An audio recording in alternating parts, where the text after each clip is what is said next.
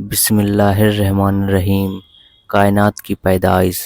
حضرت ابن عباس کی روایت ہے کہ وہ نور محمدی 12,000 سال تک حیرانی کے ساتھ خدا کی عبادت میں لگا رہا۔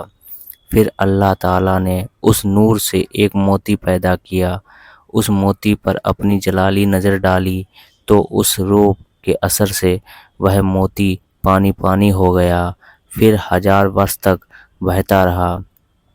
بعد میں اس کے 10 حصے کیے۔ پہلے حصے سے عرش بنایا، اس کے 4000 ستون کیے۔ ایک ستون سے دوسرے ستون تک 4000 برس کی راہ ہے۔ اس کے بعد 4 فرشتے پیدا کیے۔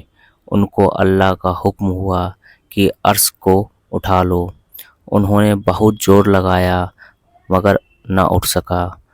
ارشاد ہوا کہ ہم نے تم کو 7 زمین و آسمان کا زور دیا، اٹھا لو۔ پھر انہوں نے طاقت لگا کر اٹھانا چاہا مگر نہ اٹھ سکا۔ اس کے بعد حکم ہوا کہ یہ تسبیح پڑھ کر اٹھا لو۔ سبحان ذی الملک والملکوت، سبحان ذی العزت والعظمت والہیبت والقدرت، کالکمال والجمال والکبریاء والجبروت، سبحان المالک الحی الذی لا ینام ولا یموت، سبوح قدوس ربنا و رب الملائکۃ والروح۔ جب فرشتوں نے یہ تسبیح پڑھی، اللہ کی قدرت سے عرش اٹھا لیا۔ دوسرے حصے سے قلم بنایا، اس کی لمبائی 500 سال رہا کی اور چوڑائی 40 سال رہا کی ہے۔ تیسرے حصے سے لوح محفوظ حفاظت کی ہوئی تختی بنائی، اس کی اونچائی 100 سال رہا کی، چوڑائی 100 سال رہا کی ہے، اس کے چاروں طرف یاقوت جڑا ہوا ہے۔ پھر قلم کو حکم ہوا کہ لکھ۔ عرض کیا کیا لکھوں؟ لکھ میرا علم میری خلقت سرشٹی میں۔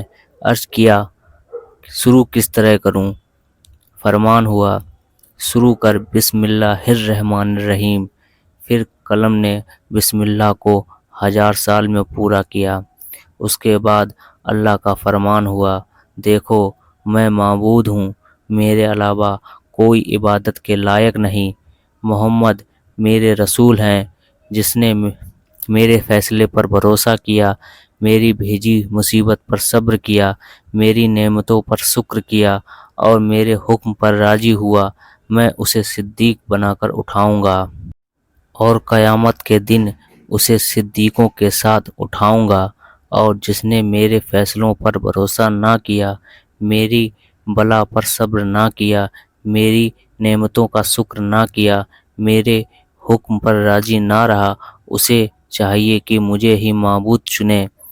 پھر قلم نے لکھا اور لکھتی چلی گئی، یہاں تک کہ لکھ ڈالا برسا کی بوندوں کو، پیڑوں کے پتوں کو، ریگستان کے ریتوں کو، اور قیامت تک جو ہونے والا ہے۔ لکھتے ہیں کہ جب قلم نے محمد رسول اللہ صلی اللہ علیہ وسلم کا نام سنا تو عرض کیا کہ اے خدا، تیرے جیسا اور برابر کا کوئی نہیں۔ پھر یہ کس بزرگ کا نام ہے؟ آواز آئی کہ یہ نام میرے حبیب کا ہے، وہ مخلوق خاص ہے، اگر میں اسے پیدا نہ کرتا تو میری قدرت ظاہر نہ ہوتی۔ قلم نے جب یہ آواز سنی تو ہیبت سے اس کا سینہ پھٹ گیا۔ روایت کیا جاتا ہے کہ لوح حرکت میں آئی کہ میرے جیسا کوئی نہیں، کیونکہ مجھ پر خدائی علم لکھا گیا ہے۔ آواز آئی اللہ ہی ہے، جسے چاہتا ہے مٹاتا ہے اور جسے چاہتا ہے رکھتا ہے، اور اسی کے پاس اصل کتاب ہے۔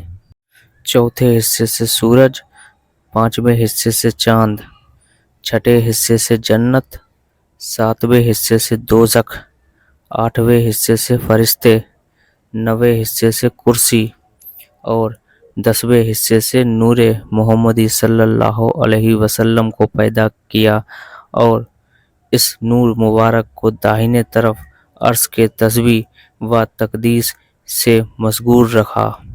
روایت ہے کہ کرسی کے نیچے یاقوت کا ایک دانہ پیدا ہوا اونچائی اور چوڑائی اس کی 500 برس کی رہا ہے۔ اس دانے پر اللہ نے نظر کی، ہیبت سے وہ خود بخود پگھل کر پانی ہو گیا۔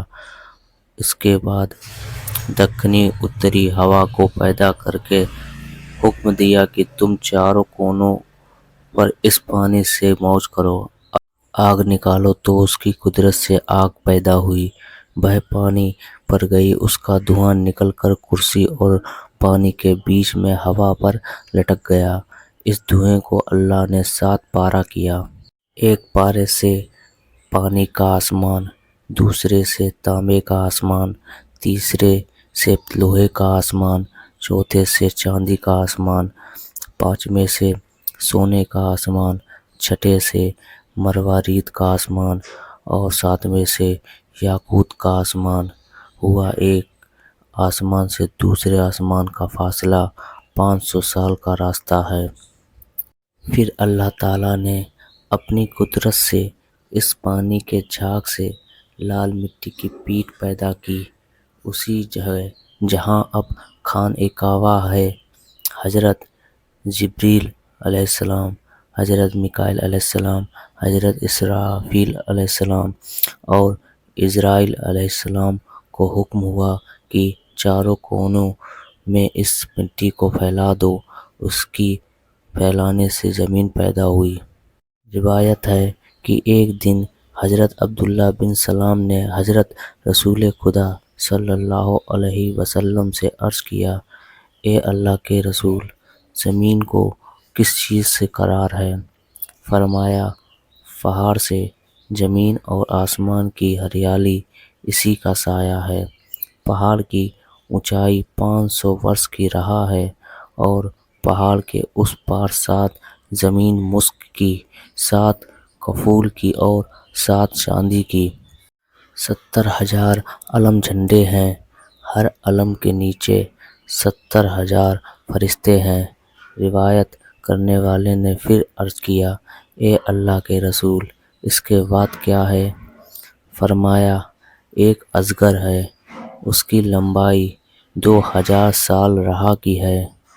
فرمایا کہ 7ویں زمین پر فرشتے، 6ٹھی زمین پر شیطان اور 5ویں زمین پر اس کی اولاد اور 4تھی زمین پر سانپ اور تیسری زمین پر جانور تکلیف پہنچانے والے اور دوسری زمین پر پریاں اور پہلی زمین پر سب آدمی ہیں۔ حضرات، اس کا اگلا پارٹ آپ کو اگلی ویڈیو میں ملے گا۔ حضرات، آپ سے ہم ایک اسلامک سوال کرتے ہیں اور اس کا جواب کمنٹ باکس میں ضرور دینا۔ اسلامک سوال یہ ہے، وہ کون سے نبی ہیں جو بنا ماں باپ کے پیدا ہوئے؟ اس کا جواب کمنٹ باکس میں ضرور دینا۔ ایسی ہی اسلامک جانکاری کے لیے ہمارے چینل کو سبسکرائب کریں، لائک کریں، شیئر کریں، کمنٹ کریں۔